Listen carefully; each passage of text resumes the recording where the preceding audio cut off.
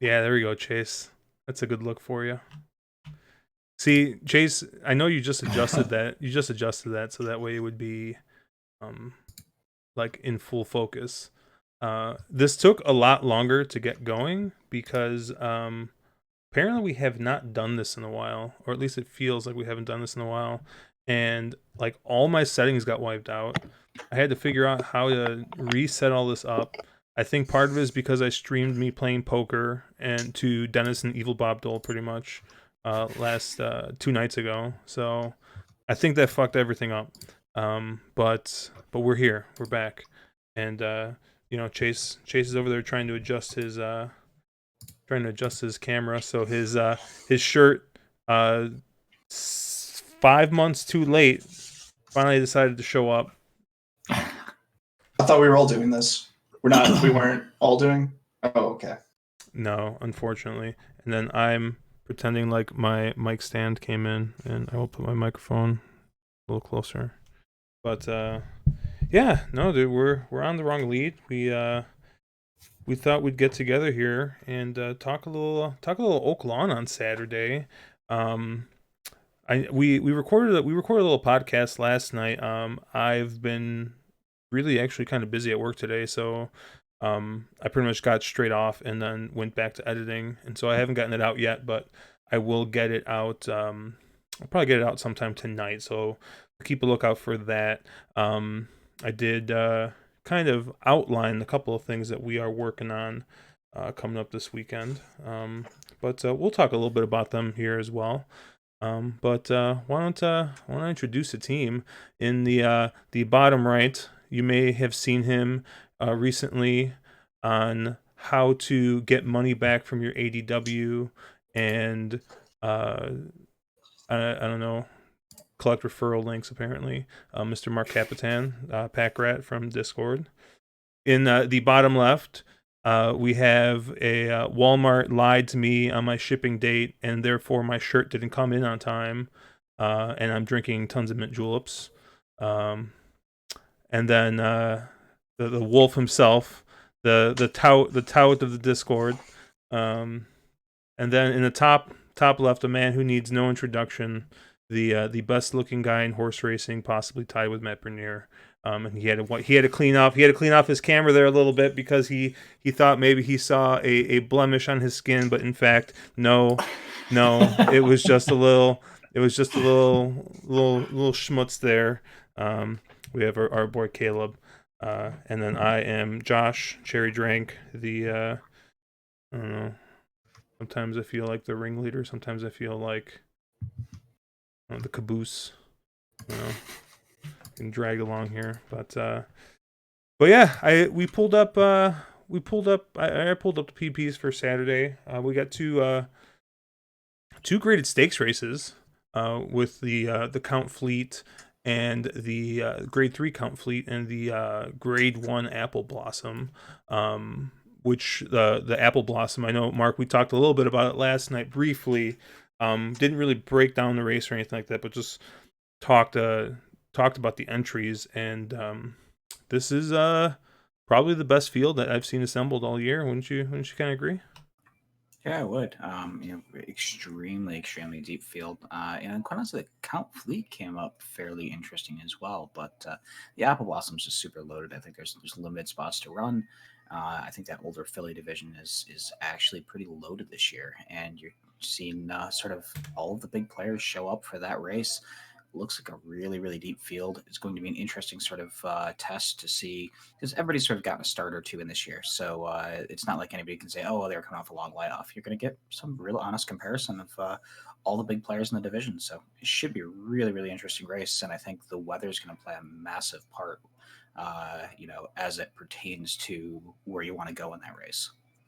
And we were so excited going into a Rebel weekend, and it's like they are running the Azeri back, and now they're just pouring more talent into it. So it's even more exciting of a race.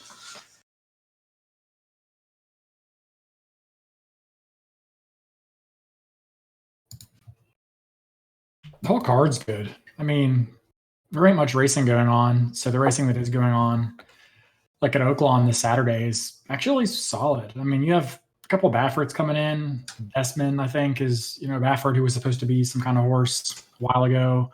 A couple of horses from last year's Derby Trail are coming back. Everfast, Hidden Scroll, a few others. So it's a good card. I mean, the weather is going to be tricky, but I think it's a pretty exciting card and some really good races. I cannot wait to bet against Hidden Scroll. Not wait to bet against Hidden Scroll. You're just getting after it. Oh, dude, I don't know, man. I think ever since you introduced me last week to the term takeout reducer, like I just feel like I just fucking keep on looking at all these fucking takeout reducers in some of these races, and I think that Hidden Scroll might be one of those here. I think it's gonna take a lot of money. I mean, I'm just looking at his Briz figure from last race, but it looks really fucking good. But as we know, those lie. Those lie. So you mean Hidden Scroll, who they had to drop to an optional 35 because he couldn't win an optional 75, and now he's coming here. Hey, he wasn't in for the tag at least. Maybe he should have been. I mean, when you see Juddmont doing that, dropping a horse to that level, and then doing it again, it's really head scratching. I don't know what to make of him, but I want no part of him here at all. I think I mentioned this last night or maybe this morning when we were talking about the Oaklawn card today. It's just with a few tracks running, you end up with just these fucking head scratchers of why are you here? What led you here? Why are you here? And some of it's just the horse just needs a fucking race, and the purses don't make sense. The class drop doesn't make sense. You'll see horses that are running, at a class drop, getting claimed and then getting bought back. And, it's kind of an insane time in terms of trying to figure out the business side of why a horse is. Yeah, not to toot your horn or anything, but I think you were very right on the feature today at Oaklawn. That was a horse that on paper you look at it and you go, why is this horse here? What are they doing? Why is this horse not in a stakes race? Because they had won very convincingly on the dirt, tried the turf, failed miserably. Back on the dirt, Figs, just if it ran back to that dirt race, just absolutely blew everybody else in the race away. And you're like, why is this horse here? Is something wrong? Is it like, it makes no sense whatsoever? And you're like, no, believe in it. You got a price, and I mean, not a big price, but the Pletcher horse took a lot of money, and you got paid for the horse that was just exceedingly logical on paper. And I guess they just needed a race and didn't have a lot of options. Yeah, and I'm fully convinced that that horse should run in a Lucian mask. The whole going to Mexico and like coming back, it was a really interesting horse. The figure that it put up at its first race in that restricted stakes race at was huge, and then it stepped onto turf for the first time and threw an absolute clunker. And ran big today. Like Caleb was saying, pretty honest fractions there, and still ran that field into the ground. And thank you. You may toot my horn anytime you wish. Toot.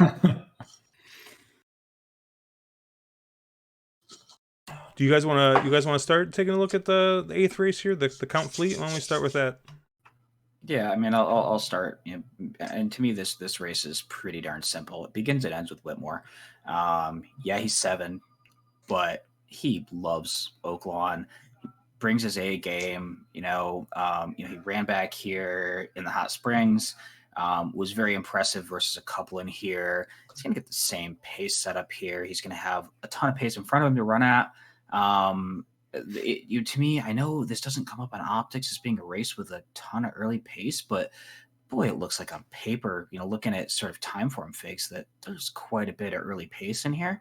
I think he can sit just behind that and come flying late, gets the same setup he did in the Hot Springs.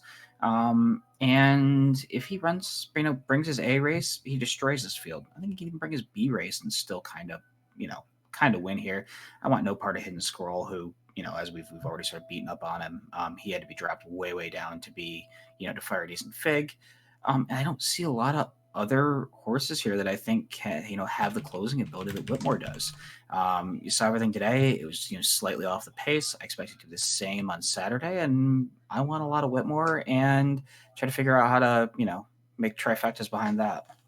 Sorry, guys. I was half paying attention, and that's kind of why we had a little bit of silence. Someone had requested names, so I went ahead and I added some names to the stream there. So hopefully you guys can see those.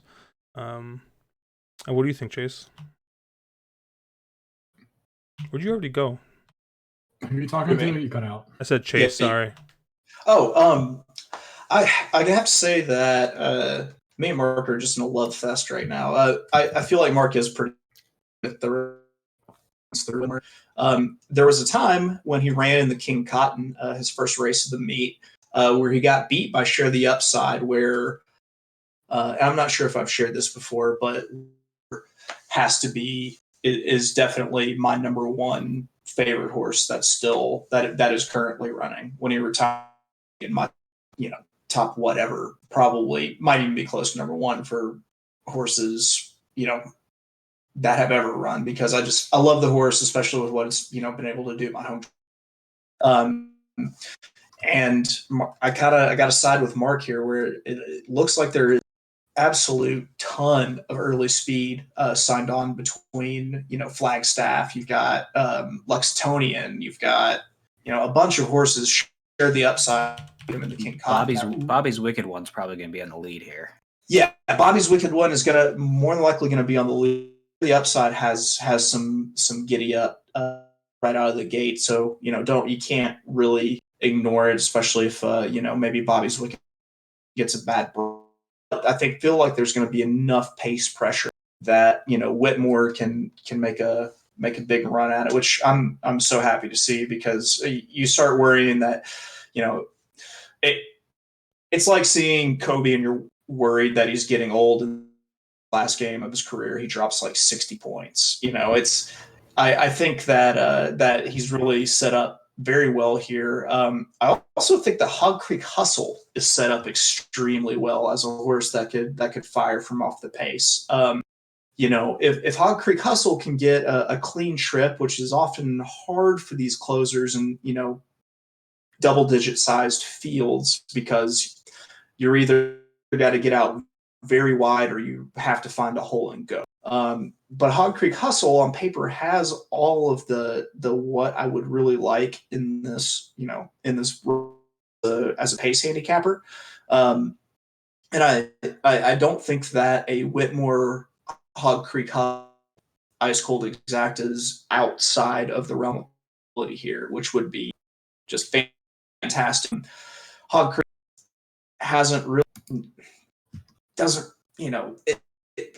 you always think Hog Creek is going to do way better, and he always kind of hangs on to get a peak. Won some races, great horse, but that is definitely for me like a minor awards. He was in the verticals kind of horse. Bobby's Wicked One kind of scares me, as a Whitmore fan, because if they've built the track for speed like we saw in a few days, there might just be a little bit extra that Whitmore couldn't catch up to. I'm really hoping that isn't the case, because I love the big guy. I love the big guy Whitmore. So that's kind of what I'm seeing and what I'm thinking in a nutshell.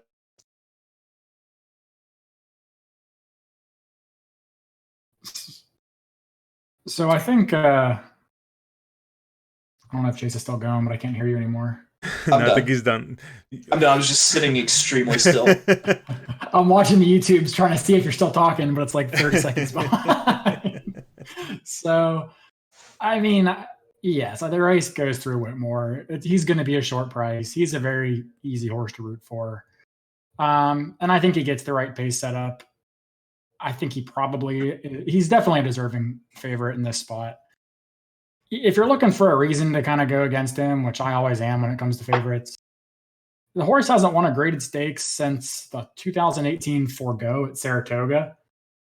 He's been in plenty and he runs good races. There was a series of races where he missed the break towards the end of last year, kind of tailed off of form, took a little freshening this year, and seems to be kind of heading back the right direction.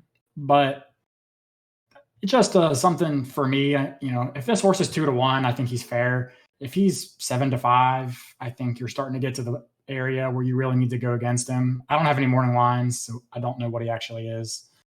But I do agree this kind of sets up for a runner off the pace, and Whitmore is the closer I 5-2 on the like. morning line. He's 5-2. Okay. So yeah, I think 2-1 to 5-2 is pretty fair. I think if it gets inside of 2-1, I'll be looking elsewhere. Bobby's Wicked One's likely going to be your pace setter. I know he looks good on paper, but in his last 2 races, he beat a combined 4 horses. He had everything his own way twice, and horses tend to post big numbers when they have everything their own way. I don't think that happens again, and I think he's probably going to be a fade for me in this spot. There's a lot of other pace signed up on paper anyway that are probably going to want to go with him. Hidden Scroll I'm not using for obvious reasons. I have respect for my money. The only other horse that I would maybe consider, Hog Creek Hustle, yeah, he's probably a dinker. He probably hits the board. The horse I'm kind of looking at trying to work into a bet here is actually the 1 Lexingtonian. I think he ran an underrated race in the Phoenix last time. Keeneland was playing towards off the pace horses quite a bit in the fall meet last year, and also wide for that matter. But so it's a biased play that's kind of reaching pretty far back at this point because it has been probably an 8-month layoff. But I think he ran an underrated race where he was about 4 wide most of the way and just kind of got beaten the last 2 jumps by Whitmore and Engage, who Engage had a better trip. Whitmore missed the break and actually ran a pretty good race that day. But this is a 4-year-old horse now. He's got every right to improve off that effort as a young horse that's still developing. Jack Sisterson's pretty excited about his chances, pretty excited about his horses overall, thinking that he finally realized that Lexingtonian's a better sprinter and stopped playing around with turf and synthetic and 2 turns. And he's got 2 pretty wicked fast workouts, 47-1 last out, and then a 58-4, 2 back at Keeneland. So his win last year in the Chick Lang too at Pimlico on Preakness Day was pretty impressive.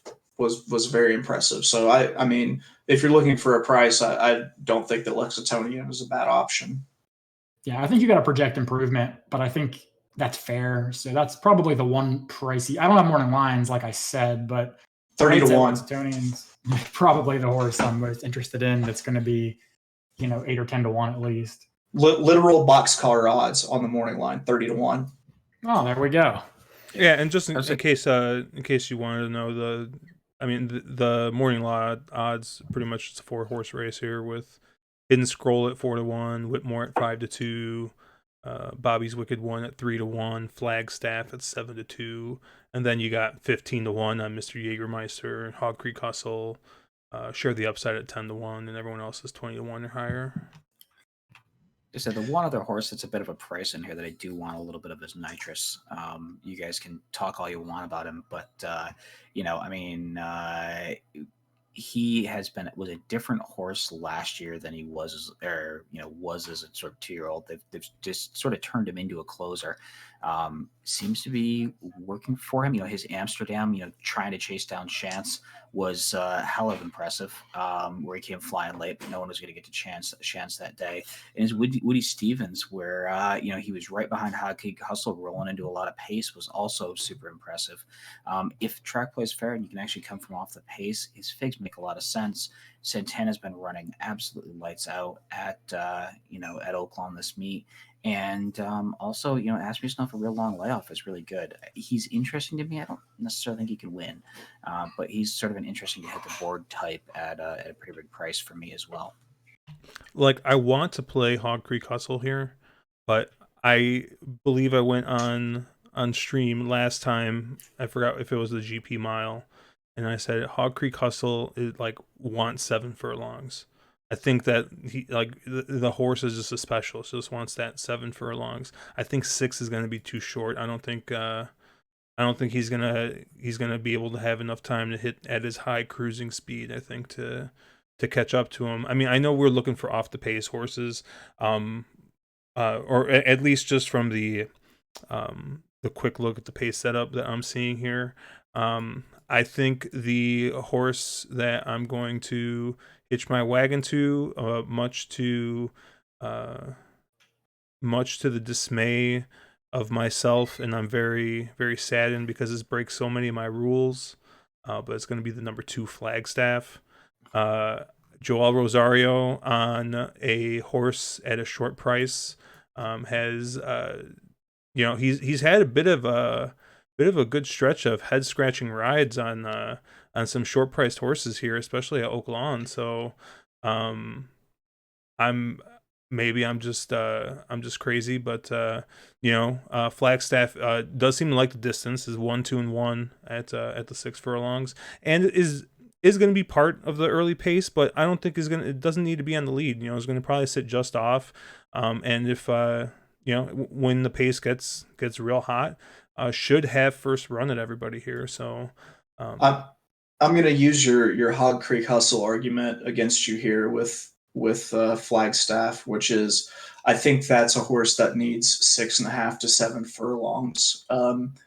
It just seems to me that it's a little bit more of a specialist and comes up, second, third at that distance a little bit, which, Joel Rosario will fucking ruin your day. So I don't dislike the play, but I think the same thing that you said for Flagstaff, though not as a parent, might go for, or sorry, the same thing you said about Hog Creek Hustle, though not quite as a parent, goes for Flagstaff. I agree. I think he's with actually Hog Creek and Flagstaff are 7 furlong, 6.5 to 7 furlong specialist. And Rhino Man from the chat says he will eat shit before he uses Flagstaff. So, if I don't use Flagstaff, the logical horse here is Whitmore. I think Whitmore is the horse for course here. Whitmore is going to have the plus on the pace setup. Whitmore likes the distance. You can't really say anything bad, I think, about Whitmore. But I think 5 to 2 is going to be a pipe dream. I think we're going to be looking closer to like 9 to 5, 8 to 5 on Whitmore here. I personally kind of wonder if Whitmore is going to take slightly less money due to the fact that Oaklawn's not running with spectators, because Oaklawn fans love them some Whitmore, and if they're not on track to kind of bet heavy, which I think normally the count fleet is run on Arkansas Derby Day, so it's the most heavily attended, most heavily bet day of the year at Oaklawn. And, a lot of these people are staying home. You have a little bit more sharper bettors who might spread their money around a little bit more. That, I think it's not quite out of the realm of possibility that you could get a 2 to 1, 5 to 2, especially with, Hidden Scroll. Some dumb motherfucker is going to bet that horse.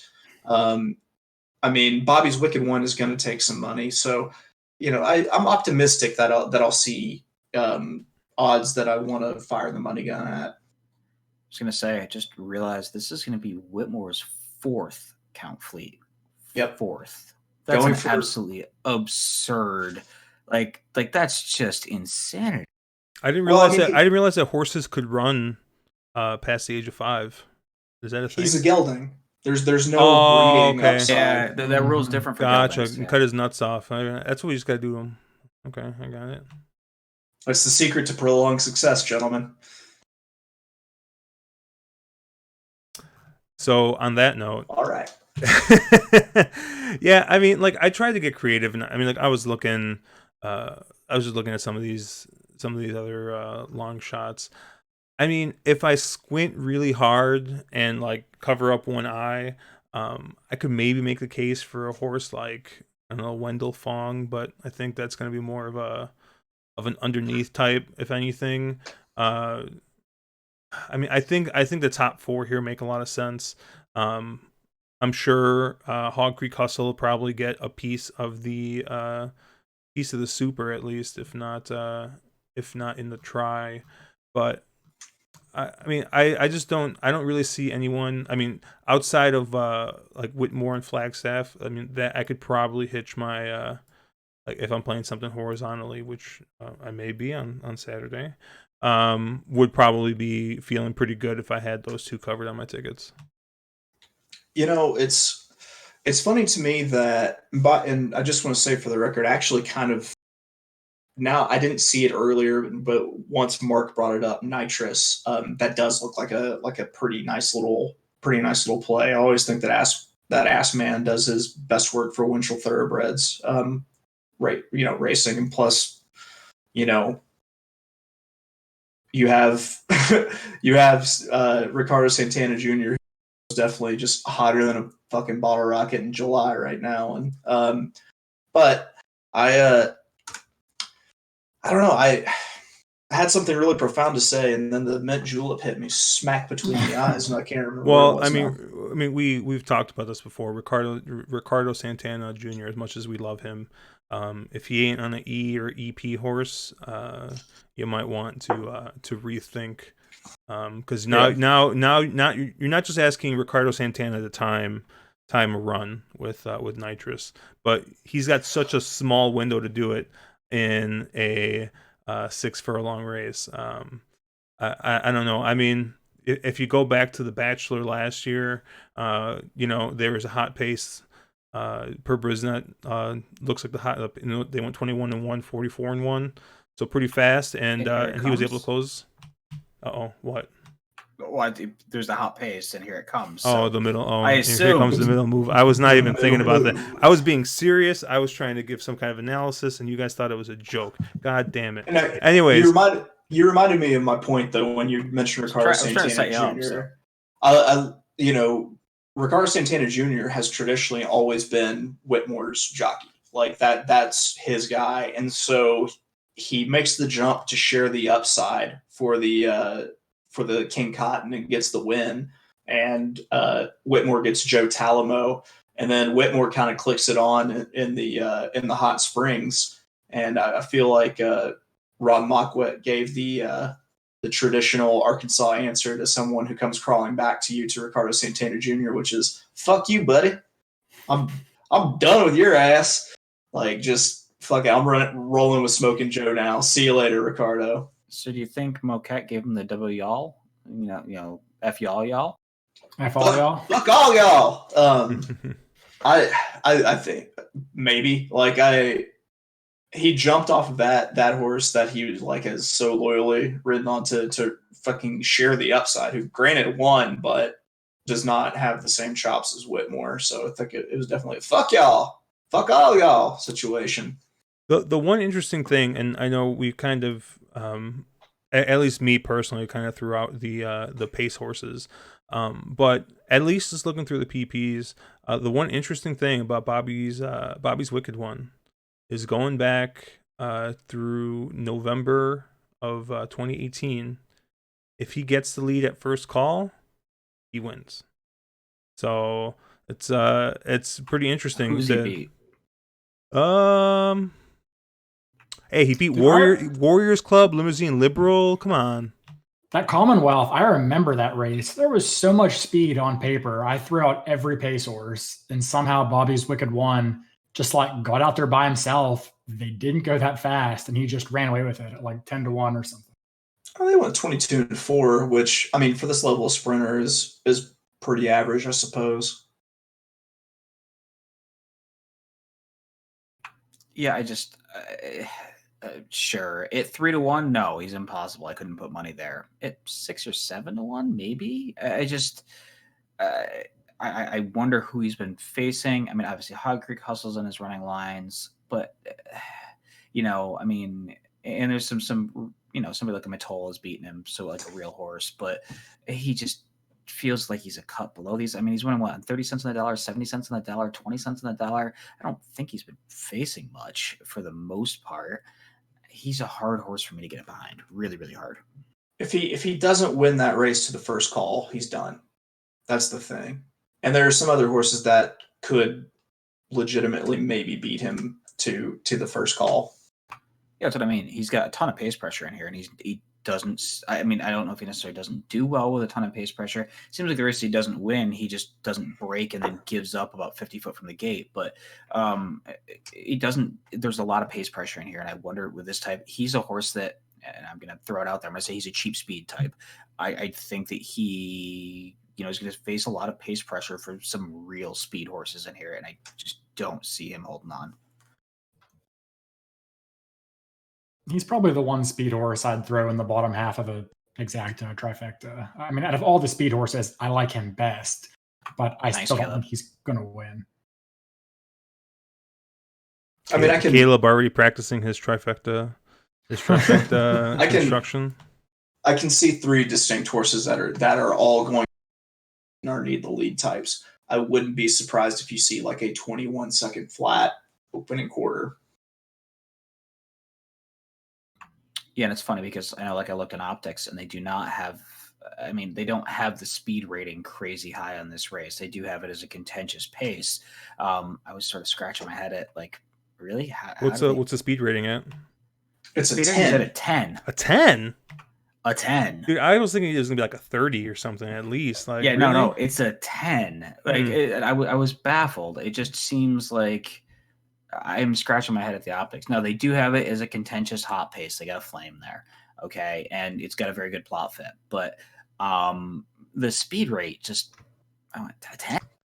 Listen, guys. If Wendell Fong wins this fucking race and someone yells "boom, optics easy," I'm going to lose my goddamn fucking mind.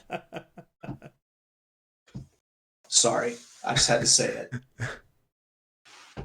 Dude, so just one last thing on this race. I saw him just scrolling through, and one of the things that, like, at least the way when I look at a race in Briz, and if I think that there's going to be a hot pace, the first thing I do is, they got those little 1C, 2C plus minus numbers right next to the speed figure, which kind of gives you an idea of what they thought the pace was. If it's plus, I usually think like plus 7 or 8 or higher. I think that it's fairly hot, and then definitely when it's double digits, you have a real hot pace. And I'm just scrolling through, and I'm just trying to find one that matches, where a hot pace is at 6 furlongs that the horse wins. And I get down the hidden scroll, and I see last year's Florida Derby with fucking minus 22, minus 25, the slowest possible fucking pace, and all I can think about is fucking Castellano or whoever's idea it was to fucking rate that horse, and I just get angry all over again. So I just this is bringing up real bad memories.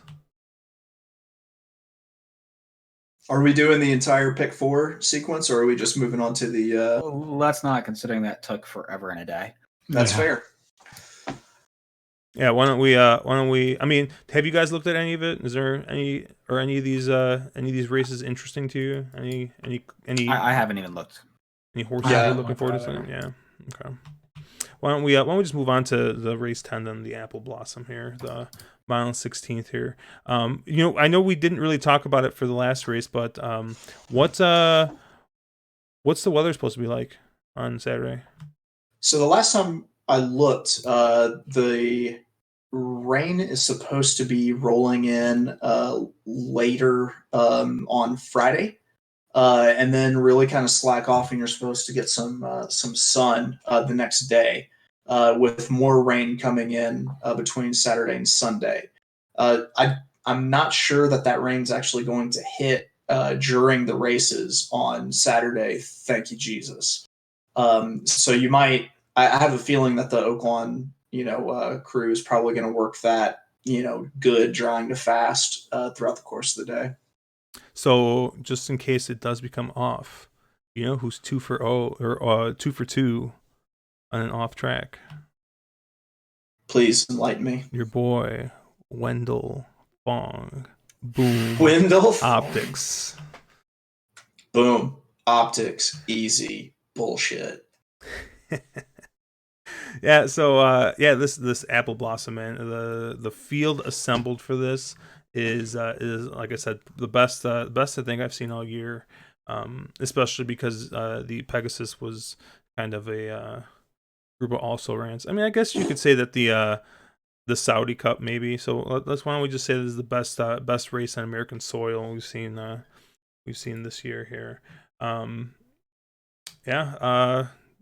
Caleb, why don't you start out with this one? Yeah, I agree. This is a pretty awesome race. And I think there's going to be a really good value in this race. Again, I don't have lines, but I'm guessing Serengeti Empress is going to be your favorite. And 4-1, third choice on the board. really, okay, that's interesting. I was going to say I am honestly not that interested in Serengeti Empress, and that's a horse who I really like, and I think it's the horse you probably need to start with. I mean, we see what happens when she gets the lead by herself. You look at the Aziri. I mean, she opened up 5 and just nobody could get within the same zip code as this filly last time out. I don't think she gets that kind of a trip again. And I don't even think that it's not like she's pace dependent on easy fractions. I mean, she can go out there and carve out some fractions. I just think it's more of a pace pressure type scenario. She will be on the lead almost certainly, but there's a lot of speed in here. I think Cookie Dough is going to be sending pretty hard from the onset. I think Come Dancing on the stretch out is probably going to be pretty involved early. Emma's typically involved, although she did great last time. If Serengeti Empress gets clear from the 11 post and goes 47, 47 and change, even 46 and 3 or 4, it's pretty much over. I don't think they're going to beat her. I'm just banking on the fact that it's probably not going to happen twice and that somebody's going to get out there, whether it's Cookie Dough or Come Dancing, whoever, impress that horse. I don't really have a top pick per se in this race. I am looking at horses that are going to be in that second flight. I don't really want a dead closer per se. And I definitely don't want another, need to lead kind of speed horse either. The horses I'm probably most interested in would be Street Band and Point of Honor. Those are both freshly turned 4-year-olds. They've both kind of gotten their first start as a 4-year-old under their belt, and neither one were entirely impressive. I think you can probably excuse both of that a little bit. Point of Honor, I don't know what happened. She was just not very good last time out. I don't know what price you get on her as well, but it looks like 10-1 is the line according to Vinny. I agree. I don't think you get 10-1. You probably get half that. But it's a horse I like. I liked her in Alabama against Dunbar Road, as I'm sure Mark would be happy to tell you about. She didn't quite get the job done there, but she ran a good race. I think second off the layoff, second start as a 4-year-old here. Going back the 2 turns, which I've always thought was, kind of where she's going to be better. I thought she makes sense here. And I thought Street Band's another who seems like a horse who just doesn't particularly care for sloppy tracks. She's 5 for 12 on a fast track and 0 for 3 on an off track. That last race may not have been quite as bad as it looks on paper. So I think Street Band's another who has every right to run back to another one of her good races.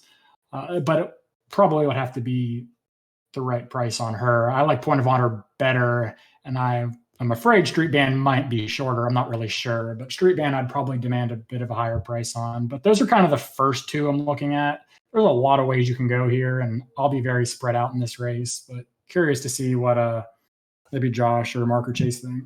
Yeah, I think that Point of Honor was really interesting, and I think you can throw out the last race. I mean, the last race, 7 furlongs.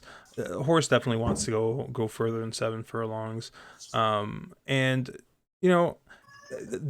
think JP's Delight ended up pretty much being lone speed there. So and I don't. I'm not a huge believer in this, but I know that this is something that does get tossed in on things like the sheets and stuff like that. But Point of Honor, it was a handicap and was carrying, I'm pretty sure it was the high weight. So it was carrying more weight, carrying 5 pounds more than it's going to be carrying today. So, with everyone being on equal footing, this should, and getting a little bit more distance, I think this will set up pretty nicely for Point of Honor. I think this is real similar to the sprint race that we looked at. Of the speed horses, I think the one you want is going to be Serengeti Empress. But there is, we said this last time, and I forgot, was it All Emma was the other horse that we thought was going to run with Serengeti Empress, and then All Emma tossed the rider. I think that's what, or at least how I had seen the last one. Oh, what's going on over there? But anyways, yeah, I mean, Serengeti's drawn outside, is gonna have to send. And there are other speed horses inside. You know, you got Cookie Dough is just under inside. Come Dancing is gonna want to send a little bit. You know, Ollie's Candy is probably gonna go a little bit. So I just can't see Serengeti Empress getting as easy of a lead here. I'm pretty much on the same horses that Caleb's on. I think I'm gonna want to play most of my stuff through Street Band. I'm gonna go back to that well. And Point of Honor I think sets up pretty nice. I don't think that we get 12-1 on Ollie's Candy, but if we do get 12-1 on Ollie's Candy, I mean, I think there might be some value there. If you look at Brisnet, Ollie's Candy is actually the highest rated horse, and had the highest early pace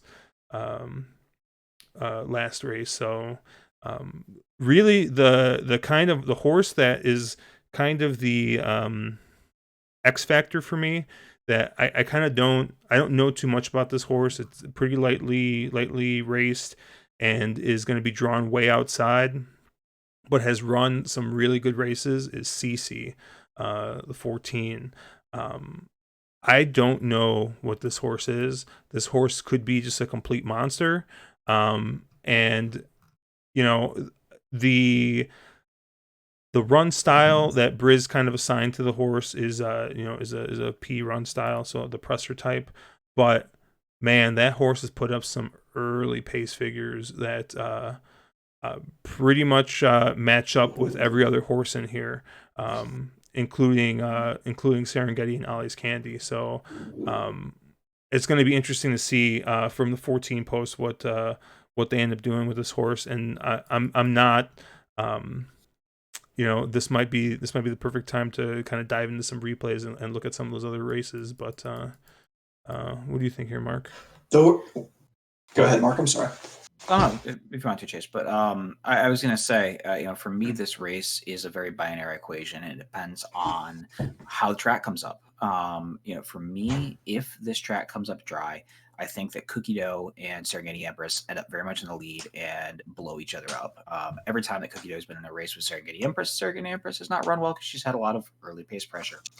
And I think that this race, if that happens, and it's a fast track, I think this race tends to fall apart. The horse I really want, if it does fall apart, is Lady Apple. Fuck you, god damn it, that was my horse. She is 3 for 4 at Oaklawn. She obviously really, really likes the track. Asmussen and Santana have been riding really, really well. She's that horse that's going to get that pocket trip. She's going to sit just off that really stupid pace that Serengeti Empress and Cookie Dough probably set in the front end, and she's going to be able to be the first one to pounce. I think she gets the same exact trip she got in the Houston Ladies Classic. If that happens, you're getting 15-1 on the morning line. That's just an absolutely phenomenal price on, I think, the chances she has to win this, if that's the setup. Now, I'll throw and the other horse that I would like in that sort of a situation would be CC as well. I think CC is very usable in that sort of dry scenario. I would want a little more than 7-2, I think, because that Beholder Mile, she didn't really beat anybody. Short Field had it all sort of her own way. I like her, but I don't like her quite as much as I do like Lady Apple, who's a little more tried and tested, and I know a little more. The other scenario for me is if this track comes up wet, comes up with, we get a little more rain than they're calling for, or, if the track stays a little damp, Serengeti Empress is listed as 1 for 1 on an off track. As far as I'm concerned, she's actually 2 for 2 on an off track, because her Kentucky Oaks, that track was not fast. I don't care what anybody says. That track was good. They got a freaking deluge the day before, and that track was still had a lot of water in it. Yeah, it was rated fast, but it wasn't. Points for the word fast. deluge. As somebody who was there, I can confirm that my socks were soaked. It was inundated. It was inundated. They got a ton of rain. So we all know that track wasn't actually fast. It was more good. Serengeti Empress would then be 2 for 2 on an off track. And and Cookie Dough, I know, is 1 for 1 on an off track on that rail delta, but she, again, very much had it all her way the last time out. I think Serengeti, if this comes up wet, is the better horse and is the horse that you want in here. I think she'll go to the lead. I don't think that Cookie Dough can go with her if it's an off track. And I think this becomes a Serengeti Empress show once again, like it has been every other time that she's caught an off track. I think that the worst thing that could possibly happen for Serengeti Empress in this race is for the track to come up good drying to fast. I feel like that's going to probably play a little bit better to off the pace than the early speed, which is very much the situation. I mean, in the Azeri, no one wanted to go with Serengeti Empress. Like, let me paint a picture for you. We're all at the bar late at night. 3 of us have made connections with beautiful young women, but our attempts are being hindered by a friend who's a bigger gal who's keeping everyone at an arm's length away. What's got to happen? Someone's got to jump on that fucking grenade. So there's like 4 or 5 grenade jumpers signed on here. You've got so much more early speed entered than you have in the Azeri. Like no one, even the horses that looked like they might try to go with Serengeti Empress, they just backed off and just gave it to her. So someone is going to jump on this grenade. One thing that is interesting about the horse Cece that Josh really liked, Victor Espinoza is flying in to ride Cece, and he's a fellow, spinal problem haver. So I can tell you, flying fucking sucks when you have spinal problems. So that's a big deal. I just want to point out that is a big deal. Granted, he flies private and I fly coach, but the point still stands.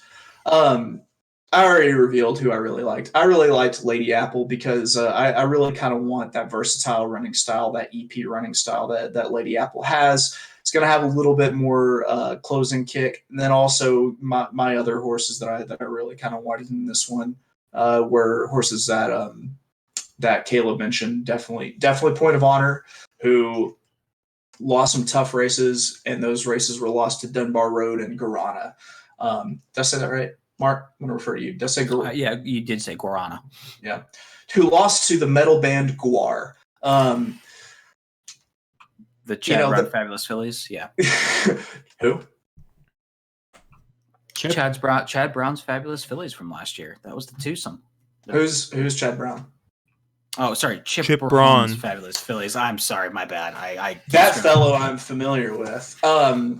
Yeah, if it really falls apart, then there's no way that you can really leave out Street Band like that. That's kind of her tailor-made situation, and I'm going to give a little bit more. I'm going to say that Sophie Doyle benefits from having her last race at Oaklawn, and if she does make a late run, maybe she can measure it a little bit better after having that one race in the Azeri. Who knows if I'm right there. I've never ridden a horse except for that one time at camp, and when it peed, it splattered up on my leg, and I said never again.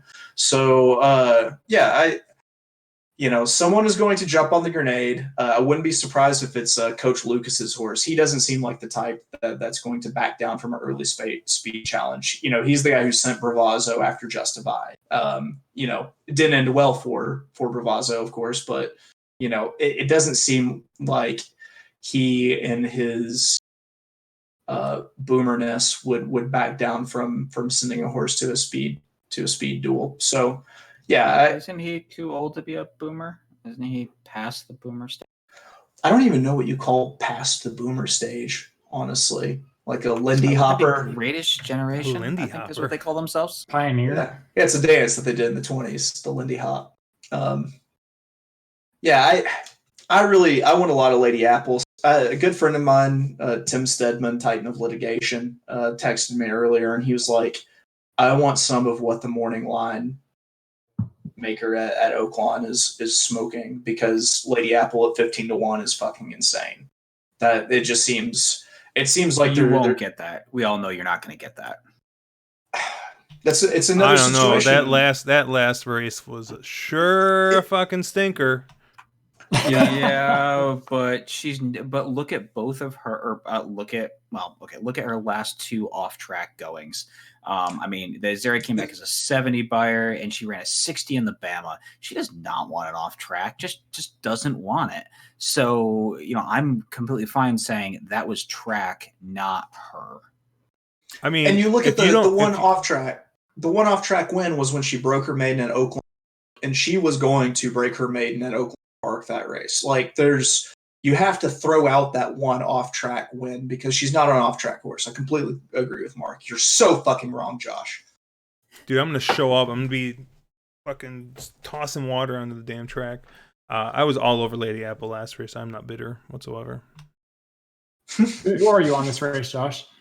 I'm on the same horses that you are. I think that if I had gun to my head, I'd probably go Street Band here. But I'm also going to want Point of Honor. Especially, I mean, I know we're not getting these prices. It looks like this race too. They pretty much made it. They made it a 3-horse race with CC Come Dancing Serengeti. Who is the favorite, actually? Come Dancing. Dancing. I wouldn't bet that horse with your money. That's hilarious. I mean, let's talk about this horse. Why is she here? I mean, first start with Dwayne Lucas on a 5-month layoff. Yes, keep distance that's way too far for her. Get him. Actually, I'm probably talking this horse into the winner's circle. You absolutely are, but I mean, last time I did sure. So with Dwayne Lucas horse, it was American Butterfly that completely killed all of my tickets at like 20-1. But you know what? I don't care. If this horse wins, I'll be dead in everything because I want nothing to do with this horse. I mean, this horse seems more like a miler or sprinter. I don't know. I don't know if this horse wants to go. One thing I'll say about Come Dancing, she falls into the same Serengeti Empress sort of thing. This comes up really wet. She's 3 for 3 on an off track. She can handle it. And if you looked at her off track going, she's absolutely freaked. So if it does come up off, but besides that, I mean, I'm trying to make an excuse for her. I completely agree with Caleb here. I want no part of her. She's not a horse I want at all. So I'll end up wearing a shirt as well. Take out reducer. This is like where I get really upset with Brisnet. So one of the first things I look at is I'll scroll up to the top and I'll look at best speed at distance. Just to get an idea. It doesn't work so well in like stakes races because you usually have horses that have run multiple times and things like that. But especially for like lower level races, sometimes I'll see some like real long shot that's got this real nice speed figure at this distance, and you go and look at the horse, and the horse just like has been racing in other distances or surfaces that don't add up, and you can make a case for it. But yeah, looking at this best speed at distance. Come Dancing has the highest speed figure at this distance, apparently. So I don't know what the F is going on with these. It's because of a really big Royal Delta that she ran in 2018 at Belmont. Brisnet figures are notoriously shoddy on off track, and that distance at Belmont, even though it's a mile and a 16th, I'm like 99% sure that's still one turn. That is a 1-turn race at Belmont. Yeah, so that's really more of a mile, and it's going to come back faster. And I would say Briz doesn't do a good job of handling off tracks. It's notoriously terrible on off tracks. So looks like Horologist had the highest speed last race. Let's see. Let's look at Horologist. I was so high on Horologist at the Santa Anita race, and she just disappointed me. I don't know if I can go back there. Every time that Gavin Newsom does a coronavirus, I expect him to, like, at the end of the press conference and be like, oh, and Superfecta wagering is canceled at Santa Anita. Anybody on the Queen, I don't know how to say it, Queen Nikia train? I could get there. I could be talked into it. I mean, all these horses, the majority of these horses that are like legit contenders, except for Serengeti Empress, are kind of coming in off a bit of a dud. I guess Serengeti and Cece are the two that are coming in on a high note. And well, so you could say they're vulnerable. I mean, this horse has ran 2 big numbers since switching barns, and we know it's tough to close at Gulfstream anytime, much less when a horse like Cookie Dough kind of sits out there and sets decent but not blazing fractions. I mean, I could be talked into the 7. I don't like it. I mean, this horse hit the gate last time. It's like it had a troubled trip, but at 20-1, I could be interested. Yeah, that was my thing is, after the barn change, she's had 3 performances where she's gotten better and better. Probably has a number of excuses. She hit the gate, was steadied in the last out, and she also caught a sloppy track, which I honestly don't think is what she wants. So she's a little interesting here at probably a stupid price because I like to throw out a stupid price horse I kind of like, and she's the one in here that I would lean towards. Saffy Joseph keeps playing his Bob Marley Legend CD in the barn, and she couldn't stand it, but now she's kind of learning to like it, and she's kind of hit her sweet spot. Every time I see Saffy Joseph do a interview, I want him to end it with like "Lord of Mercy" or something like that, or maybe like a bomba clot, that sort of thing. So, do anyone else find it interesting that Abel Cedillo came in just to ride Cookie Dough and is literally riding no other races?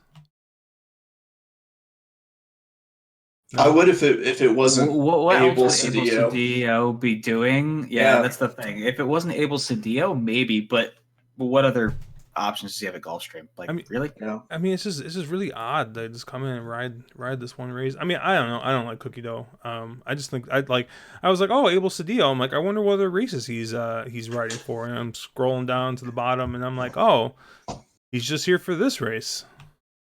Yeah, the purse for riding his Barca Lounger and eating fucking Pringles wasn't really as high as I'm sure he was more than happy to make the trip.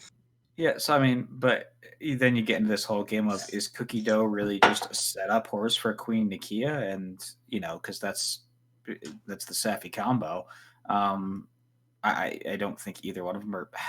Queen Nakia, I think, is actually a more interesting horse than Cookie Dough is, because I don't see any setup unless Serengeti Empress is scratched for some reason that Cookie Dough is actually viable here. But yeah, just I don't know. I think we're probably all sitting here overthinking this. To me, it goes through a couple of logicals.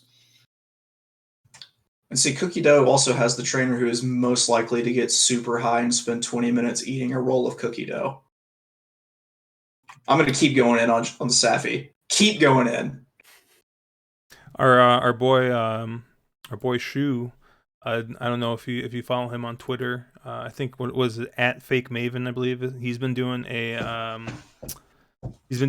Bet Saffy blind at Gulfstream, and he started off really well, and then I think after March, things for some reason started to take a turn for the worse for some reason. Wonder what might have happened in March that may have affected that. Yeah, I want to say he started in February, so it was weird. I think he was doing something like $50 win place every bet, and he was up like $300 or $400 just betting every Saffy horse.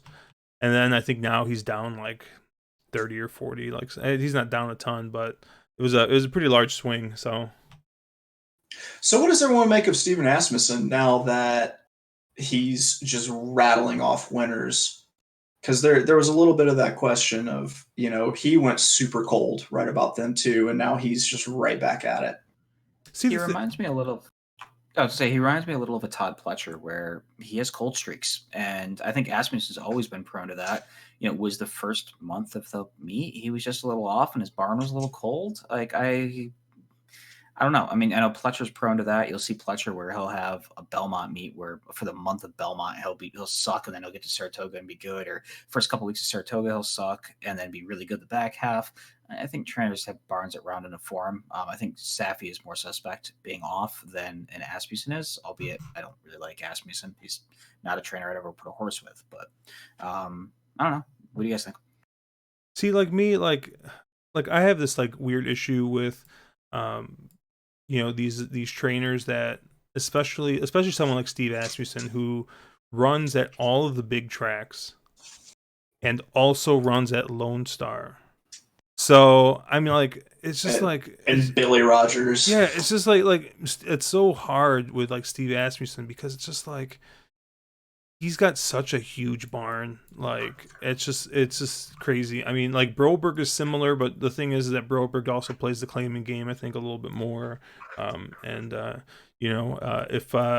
we learned anything about our boys, Service and Navarro, playing the claiming game tends to be where some of these people make their moves. But I know people have insinuated stuff about Broberg and to a much larger extent Diodoro, but yeah, I mean, I just think that sometimes, like, a lot of these guys who have these such large barns that cross across so much, like, I mean, man, that's got to be hard to manage all that. And it's just like, it's such a wide range of stock that those guys have. Steve Asmussen has can have like the top horse of the entire year, and also have this $5,000 claimer running at fucking Lone Star. Like, I don't know, it's tough with Steve. I think with Steve also, he's got a lot of lieutenants that are running certain barns for him. I'm sure Steve isn't actively training his Lone Star group. He's got somebody who's there, who's managing that stable and managing all those horses. He's going to be, it's like Steve's always a Saratoga. He's going to be at Oaklawn. He's going to be at the bigger tracks where he's got a stable of his better horses normally, and those are going to be the one he's going to be more actively involved with.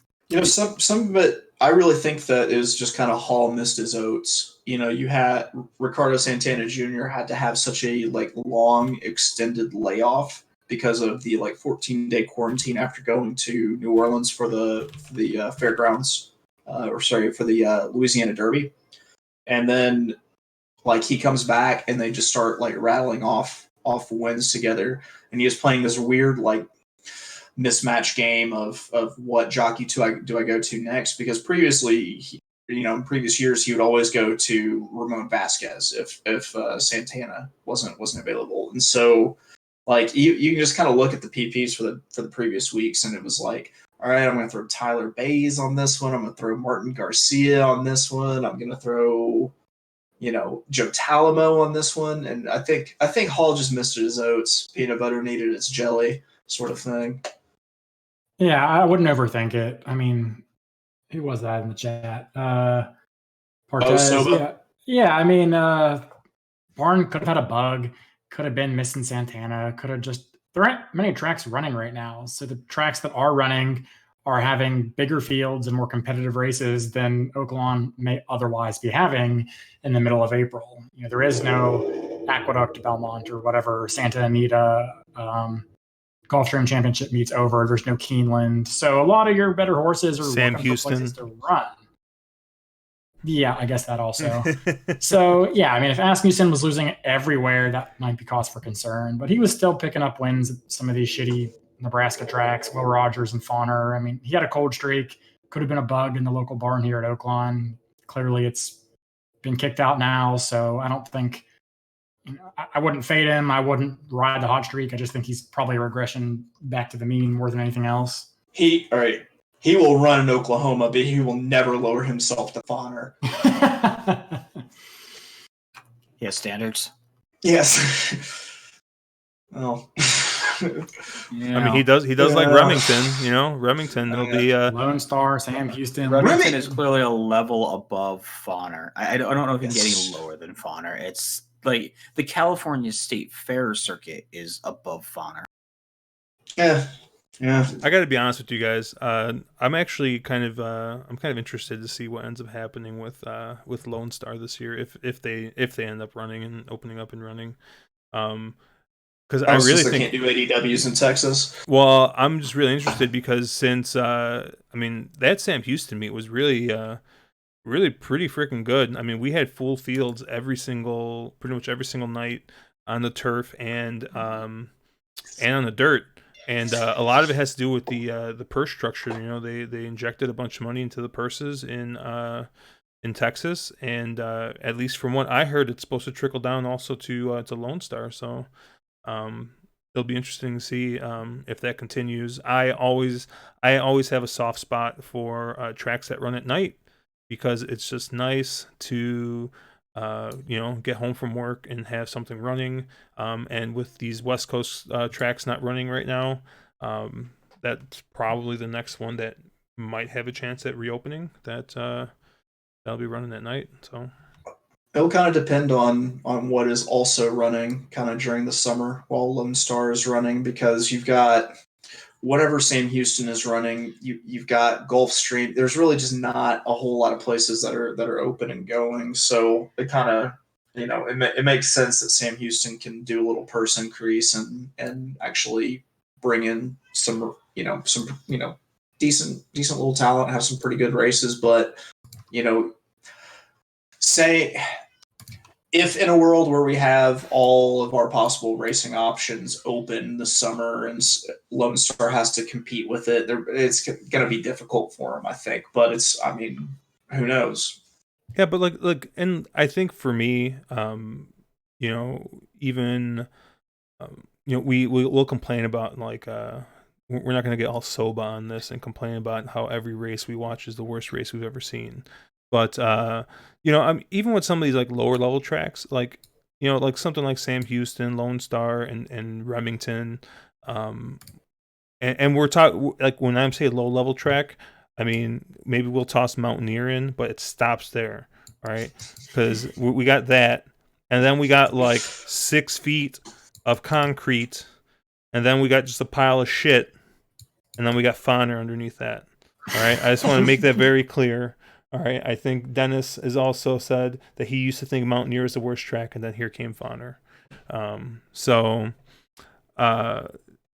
when I'm talking about those like lower level tracks, the nice thing about especially those 3 that I mentioned, Sam Houston, Lone Star, and Remington, is they run on turf, and they tend to have really big fields, even though it's low level races.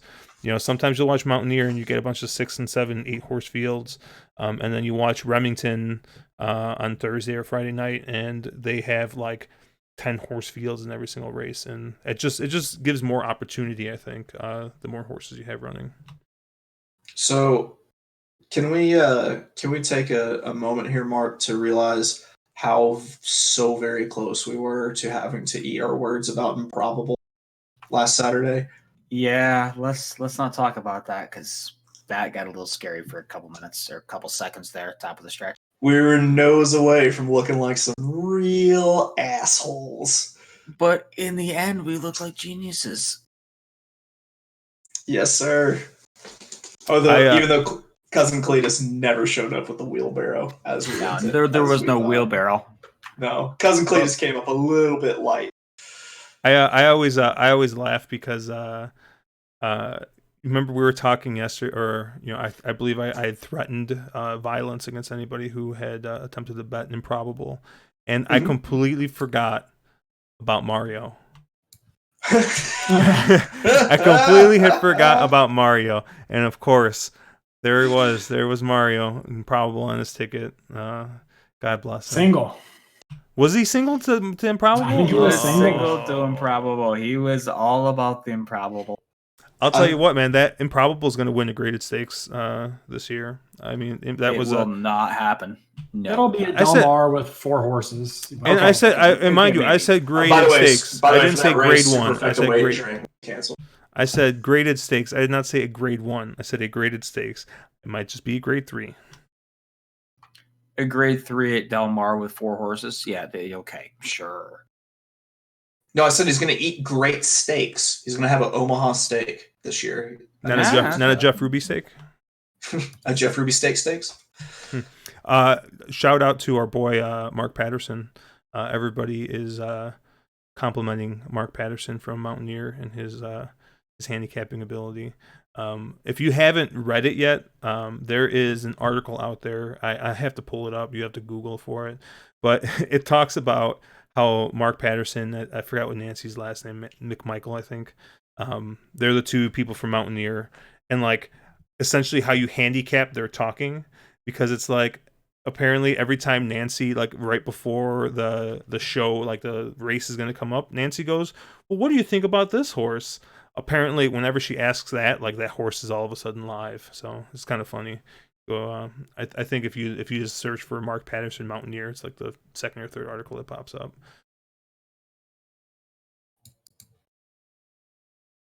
Dennis did say, Chase, that your fat ass and bad back could outride them at Fonner. There was a big emphasis on fat ass for some reason. I don't know. I weigh 190 fucking pounds. Like, I keep getting fat jokes, and I don't get it. Yeah, I'm a little bit. Is that with both feet on the scale, Chase? That's with both feet. Oh. That's with both feet. Oh shit! I'm just saying. You don't Homer Simpson it, right? No. Okay. No, I'm not wearing a fucking moo around the goddamn. I'm talking about this where he goes to stand on the scale and like his stomach, his belly's on the towel rack. Yeah. That's the episode where the test for him being able to eat something is if you can rub it on a surface and the surface becomes clear. Yeah. Yeah. Well, So I just want to say to our biggest fan, fuck you, Dennis. Yeah, I know, dude. Don't piss off our one true fan. Offline, we're sitting here talking about Dennis, and we're like, well, at least Dennis is going to be here tonight. Dennis is our number one fan, and here's Dennis just fucking trashing us. I forgot what it was. The other day I was sitting there on Twitter, and Dennis is just like, well, or what did he say? Something like there's a better chance of Josh becoming a good handicapper than me winning the lottery or something. I was just like, or a better chance of me winning the lottery and Josh becoming a good handicapper. I was just like, what the fuck, man? Ooh, there's also a better chance of me being a murderer. I mean, it's true, but it's rough. Yeah, yeah, so we're pretty much so Mark, I guess we should get back on topic. So Mark, you said you're pretty much Serengeti Empress here then? Yeah, I'm pretty much Serengeti Empress here. Unless this race comes up dry and really fast, where I think Cook can go with her, and then I'm going to be on Lady Apple. Well, which of these horses do you think has got the worst morning line? Lady Apple. I think that's absolutely hilarious. That'll get cut in half at a minimum. She'll go off 6 or 7 to 1. I'd have to pull it up. Lady Apple's 15 to 1 on the morning line. I actually hate Lady Apple, so I don't like care about that line. There it is. I don't like. I've never liked the horse. The horse boy. wins at like fucking Remington and Sam Houston. Like, okay, congratulations. I know she beat Serengeti Empress 2 back, but that was a weird race. It was a blanket finish, and then she came back to throw a big old stinker after that. So you know what? Look, You never liked the horse, but you wait until we say we. And then you don't like the horse, and you fucking blow it up with mind bullets. Yes, dude. I'm just waiting for you guys to all be all and then just to mow it down. Dude, freaking Lady Apple, all right, might have not liked the track, but you don't lose by 20 lengths because you don't like the track. Like, come on. It's a little excessive. I mean, it's kind of how I look. Like, maybe she's not her best over and off track, but didn't handle it she shouldn't be 20 lengths worse multiple times. Like, why not? There are certain horses that just don't handle off going. So do you really think you guys really think that we're going to get 12 to 1 on Ollie's Candy in this race? No way, right? That's also going to get cut in half, right? Yeah, people are all about Ollie. Yeah, I want no part of Ollie. None. Not even a little bit. I don't really like Ollie's Candy that much either, but it's Rosario, so we're always kind of rolling the dice. Well, if he's a 12 to 1, you know what happens. I'm trying to pull up the form here with the odds. It's not cooperating. Ooh, the horse that won what? A race at Del Mar. That's her entire career. Like she won a race at Del Mar. Like what else has she done? Partez in the chat says morning line.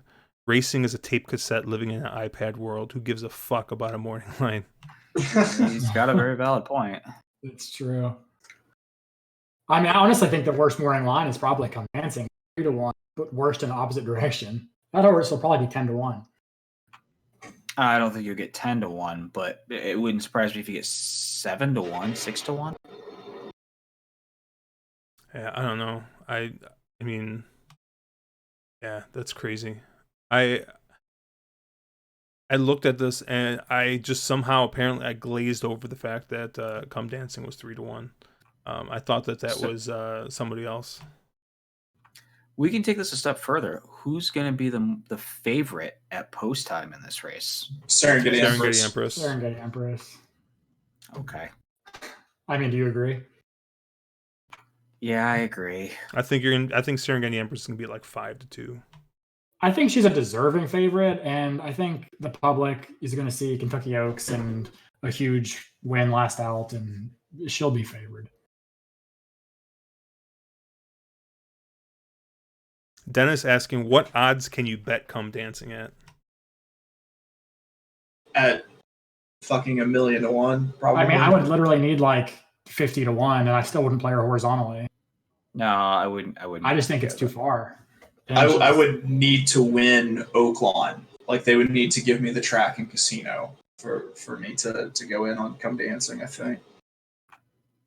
I wouldn't go that far, especially if this comes up a little bit wet. Well, it's going to depend on weather, but I would say 10 to 1. Probably 10 to 1 is where I'd be at. I think you need like 12 to 1, like 10, 12 to 1, I think, before you could even like it kind of like clicks in your brain that maybe it's a good idea. Partez says that 1 to 5, also known as Mr. 1 to 5, also known as Caleb's hero, David Aragona, makes a case for Comfort Dancing, apparently. So I'll have to take a look on Twitter and see what Mr. Aragona says. Can we just recognize that he always is incredibly biased to whatever horses are coming from the NYRA circuit, no matter what track he's actually covering? Oh, it's 1 to 5 that David Aragona makes a case for Come Dancing. I thought he meant that he did make a case. I was like, oh. I guarantee you he's going to say something. It's always with the NYRA horses, him and Andy. So I know, I think if one horse, I don't think that this horse is going to get 7-2. I think the odds are going to be much greater. And I feel like if the post draw was just a little bit better, like, I kind of think that maybe CC could fuck some shit up stretching out for the first time. How do those outside posts play, like those extreme outsides at Oaklawn, in a route, 2-turn route? Sometimes they're very much on, sometimes they're very much not. It really just kind of depends on the weather. The last few days over the dry track, kind of the outside posts have done extremely well, but you're also coming from 14 wide unless you get some defectors here, which is a little bit wider than, say, like 10, 11 horses. I mean, they go pretty well. I feel like they get a pretty good angle into the first turn. You're also going to have all these Candy, who's probably going to be going pretty quick. That's going to be, I think CC's a very strong candidate to get hung wide, but I do see some distance in its pedigree, and horses that are really kind of stretching out past that mile for the first time. The fact that Victor Espinoza is getting on a plane makes it interesting. Like that. That's the one horse that I could see that could really kind of throw a wrench in anything that we've talked about tonight. Yeah, I mean, statistically, the outside posts at a mile at Oaklawn are terrible. It's a short run to the first turn, and there's 2 finish lines. You get the early finish line, and it's just, you get stuck wide, and it's a death sentence. At a mile and a 16th, it's not as bad. It's overall fair for the most part. I mean, being 14 posts in a 2-turn route is never great. But I don't think it's as big of a disadvantage as it would have been at a mile. And coming out of that Santa Anita race, where it's the exact same configuration, they also have a 2-turn mile with a short run to that first turn.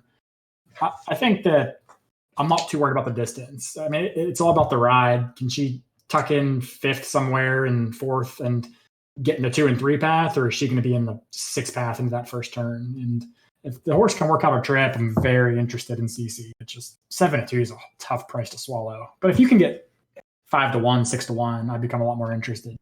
Yeah, that was my thing on CC as well. I mean, outside posts were doing well. They seem to do very well today, in routes specifically. But 7-2 is just that weird, like, it's not quite long enough. It's just a weird range. She would need to be a little longer for me to get behind her, I think. Just purely due to the fact of I don't really know what she beat the Beholder, and I need a little more. Hard Not to Love was, I guess, probably the best, one of the most highly regarded West Coast fillies out there right now. I mean, she rattled off a grade 1 win, grade 2 win, winning that race is an overwhelming favorite. Cece took care of business. So, I mean, I don't know that she's Serengeti Empress of that class, but that wasn't a terrible, albeit short field.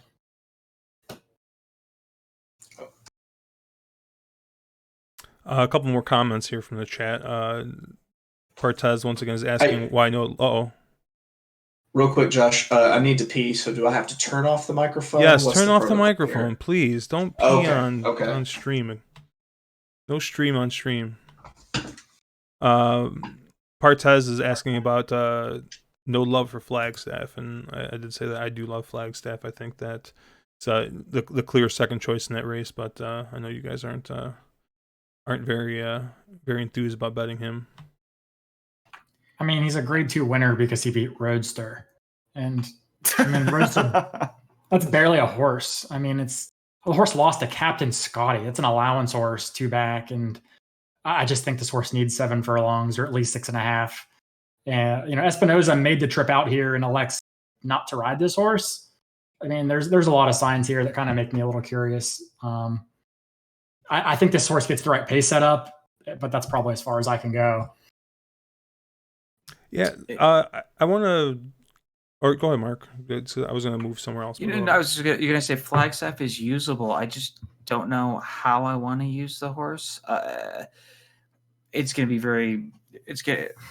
I don't know yet. It's a horse that I think is totally usable. I think it's a horse you have to, if you're an ABC player, it has to be involved in your ABCs somehow.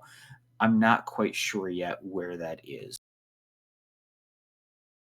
I want to take a quick look. I know we really only were going to talk about these 2 races, but I kind of want to do a little I guess a little study in connections. I know Mark, being a Naira guy, you are very well versed in playing the connections game, and I see a very interesting thing, at least to me here, in race 7.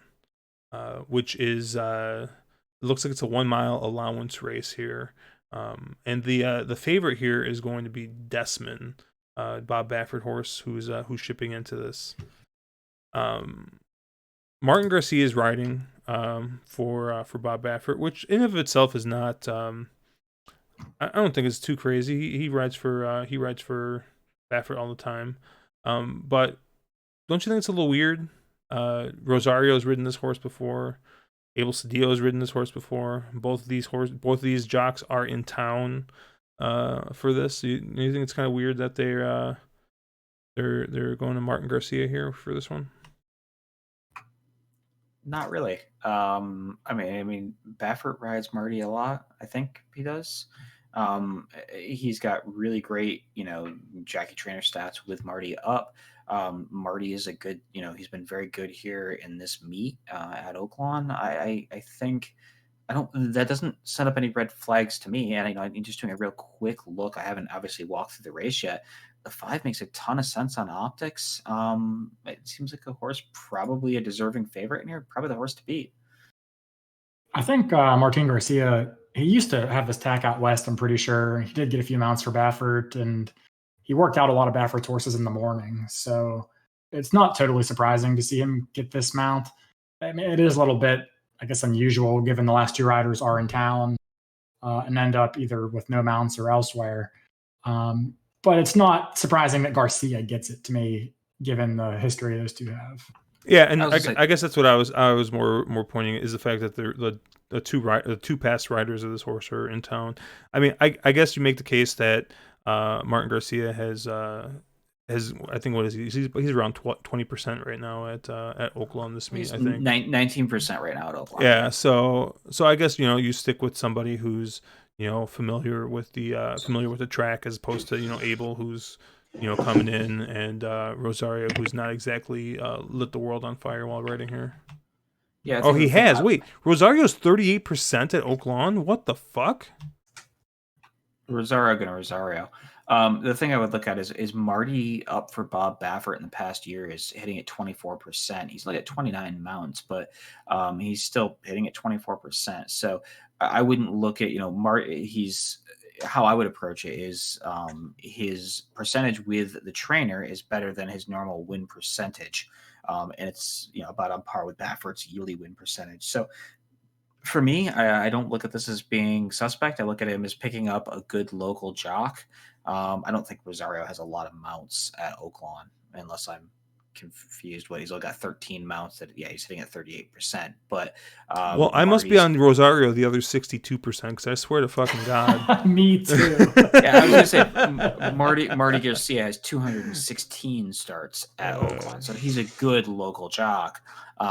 Chase can correct me if I'm wrong. It doesn't really, Marty used to be on the West Coast. It doesn't make it feel weird that he's here. And this horse on optics looks to be lone speed and is probably a singleable type horse. You won't get 5-2 here. You're probably going to get 3-5 or something stupid like that. Are we looking at Desmond? Yeah. We are. Yeah, Martin Garcia Martin. Is it Martin or Martin? I'm gonna call him Martin. I always call him Marty. Marty. Well, I think Marty is a little bit streaky at Oaklawn. He really kind of seems to rattle him off and then go ice cold and then rattle him off. Like we had a couple days last month where I want to say that he let off the cart with the riding double both days in a row, and then just you didn't really hear much from him after that the rest of the week. I'm always surprised whenever Baffert doesn't get Talamo up whenever he brings horses to Oaklawn right now, because for one, it always seems like Talamo always got Baffert's second choices at Santa Anita whenever he didn't have like Money Mike or Victor Espinoza or another bigger name jock on him. And after he decided that Drayden Van Dyke was briefly dead to him for a little bit after the ride on Justify.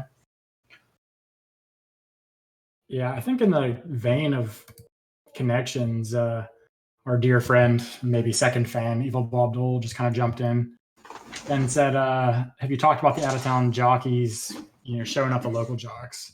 And we really haven't technically, although that's kind of related to what we said.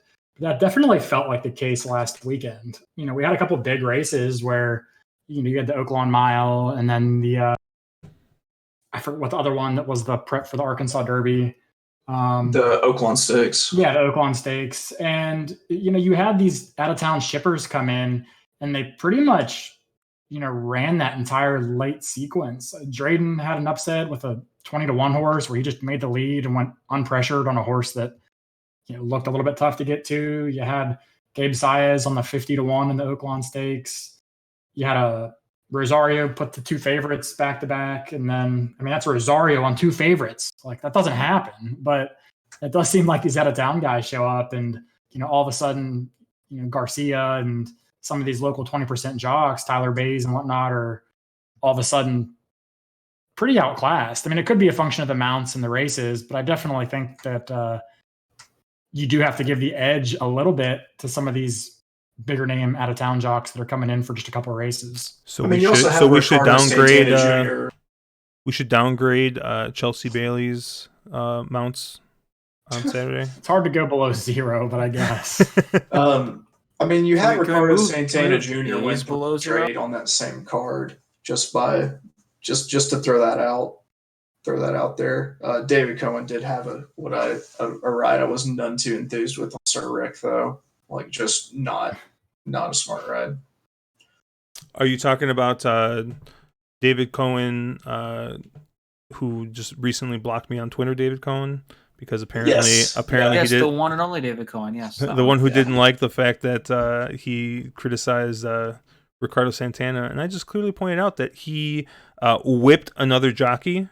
So if you want to talk about reckless riding, but yeah, quite intentionally whipped another whipped another jockey. Yeah. Chase, we have yet to go off on Bays last Saturday with probably the worst ride in the history of jockey history. Like, hey, I'm gonna go, 9 panels and go 22-2 to open it up in the slop because I'm an awesome jock. I'm genius. On the best horse. You were on, I mean, dude, I realized the horse wasn't the best on price, but with those conditions, you were on the best horse. It was shown with how well the horse held on, considering the fact of what you did to it early. What are you doing, you freaking idiot? Yeah. I don't really want to talk a lot about last weekend. Yeah, that was about 15 grand that was ripped out of my pocket by Bays being a moron. Can I ask a question? Yeah. Is Tyler Bays young or old? He's old.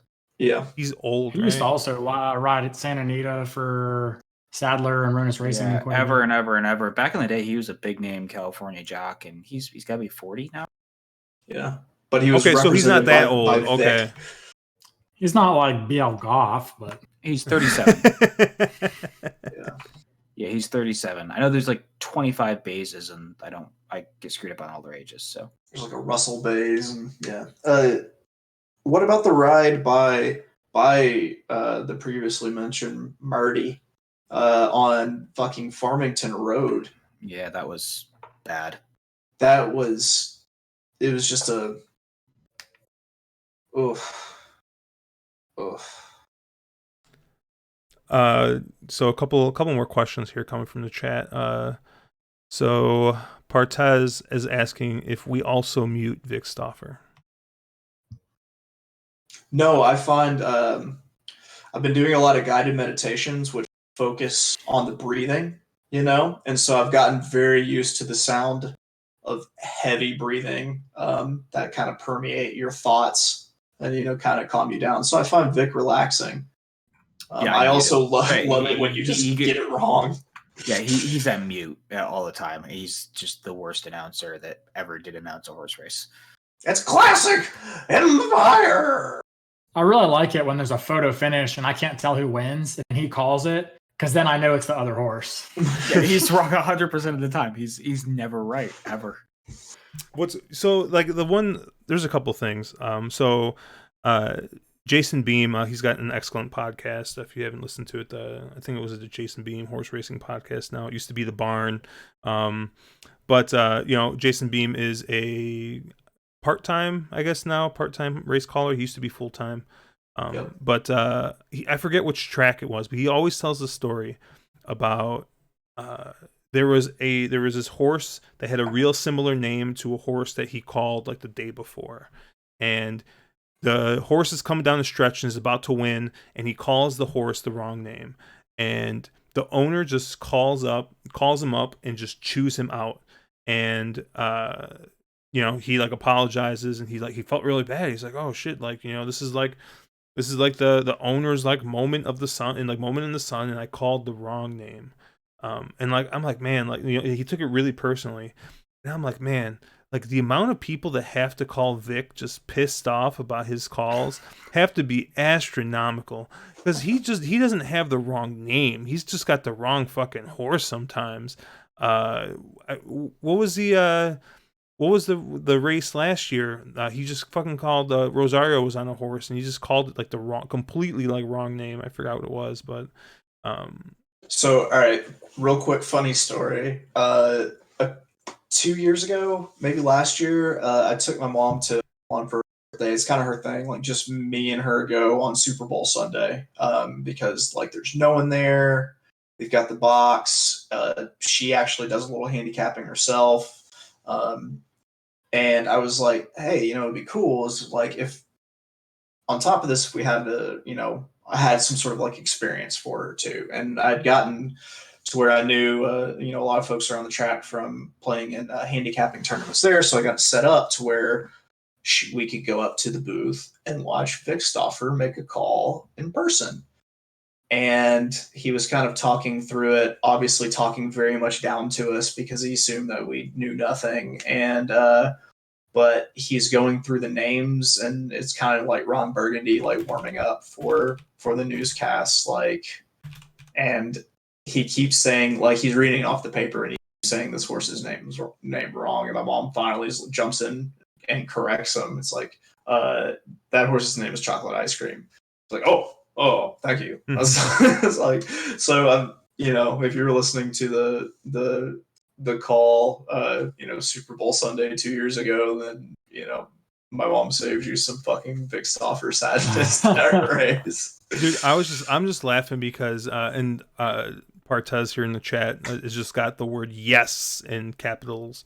I feel like I forgot what race it was, but this was just like peak Vic, where like Vic has called the race completely wrong the entire way. He's like, oh, this horse is clear. Like, there's no way, no one catching up to it. And there's fucking horses just chugging along the outside. Clears, like, catches the horse. And then he goes, yes! I'm like, motherfucker, no! You got the call wrong. How are you talking about yes over here? Like, I feel like it's just like it's like his only move. And you were really excited about that. Decided was not beatable.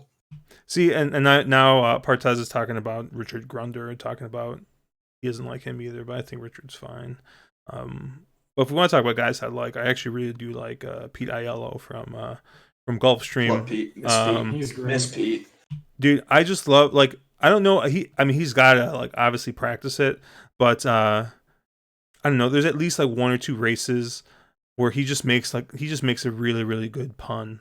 And I just really appreciate it. You know, so, and then I think my favorite Pete-ism is you're just sitting there and you're calling a race, and like, you know, you're sitting there, you're watching it, and you know, your eyes are always on the front, and then all of a sudden out of nowhere he just yells this random horse's name, and you're like, where the fuck is that horse? Like, we're like you know that horse is coming somewhere, and they're right on the outside. There comes the horse he just yelled, just fucking chugging along. You know, the moment when I realized that Pete Aiello was a goddamn professional was when I was watching a race last January, and a Canada Goose was brutally trampled on the turf course. That was raw. That was ugly. Not a word about it. Goose weirdly survived. That goose dead. I don't care what anyone says. That goose went through the legs of like 6 different horses. That goose is. All of his legs were used up in about a half a second time frame. Like, it was on its back, its feet were up in the air. It was just like textbook, that goose dead. Pete Aiello did not say a word about just like the grim goose trampling that just happened. And guys, I've got to drop off so I can tag in on childcare. I got to drop off as well, actually. I'd say I grew up real quick. Grew up watching Durkin, so I got a little spoiled. But also Ed Burgart is also very much in the pantheon of good callers. You know, him and Durkin are the two that I hold on very high regard.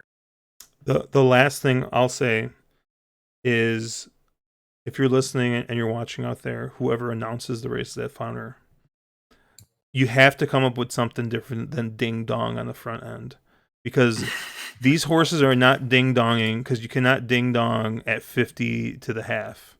All right, there's not a ding-dong. Just as a rule, let's just not say ding-dong. You know, let's just go ahead. Oh, man. I forgot what the other one was. He had two. The guy only had 2 calls. One was ding-dong on the front end. There was another one. I forgot one of the guys. Boom goes the dynamite. You know, if Fauner didn't have the worst DQ in the history of horse racing on their that massive payout, I'd cut him a little respect. But that was abysmal. Yeah. All right. Well, that's gonna do it for us tonight. I know we didn't really talk about this. But Saturday, starting at 4:00 Central, so it's 5:00 Eastern, we have a new contest we're going to be starting. We are going to be playing live. I think it's going to be something like the late pick 4 at Gulfstream. I think post time's like 3:53 Central, so you know that thing's not going off to like 4:15. But we'll hop on around 4. So the last 4 at Gulfstream, I think it's going to be like the last 4 or 5 at at Oaklawn as well. We're starting to do contests, and the rules are pretty simple. $50, first to 500. Caleb and Mark can only play trifectas and superfectas, and Chase and I can only play the pick 3 and the pick 4. So it will be our longest running series. Yeah, this one should take a while. This will either Ever. take a while, or Mark's gonna somehow ABC a fucking superfecta 10-cent super. Oh yeah. Also, these are gonna be base bet only. So 10-cent supers, 50-cent trifectas, and then 50-cent pick 3 and pick 4. So And one lifeline win play show bet a day. $2 win play show bet. One at Gulfstream. One at Gulfstream. Why? What? Why not that? Because you can bet $1 win play show at Gulfstream. I'm kidding. It's gonna No, be it's $2. Let's not get crazy. But yeah, so it should be fun. I will come up with a funny name for it, I'm sure. I've been trying to edit this podcast and get this together, so it's been kind of quick. But I know you guys got to go. We can just call it "I Need an Adult." That should be the name of it, because I think we're just going to just all need some help. Need like a kindly security guard to take us back to our parents on this one. Yeah, it should be fun. So we're going to start a little bit later this Saturday at 4 p.m. Central, 5 p.m. Eastern. We're going to try and do it earlier so we can also use Tampa. But we did have we have a conflict. It's Chase's daughter's birthday, so he's not a deadbeat. We're gonna give him some time so he can spend some time with his family. And shout out to our boy Tom, who's celebrating a birthday today. Well, happy birthday, Tommy. Happy Birthday, Tommy. Tommy. And yeah, we're on the wrong We lead. should also before we go, we should mention there's a Discord tournament this weekend. The 6421 is thrown together. It's a Showviver. I just got the links. I'll throw it up in Discord and in the chat channels here real shortly. Dennis says he wants to watch me play more poker, so I think maybe I might have to get him. All right. Well, everyone have a good night.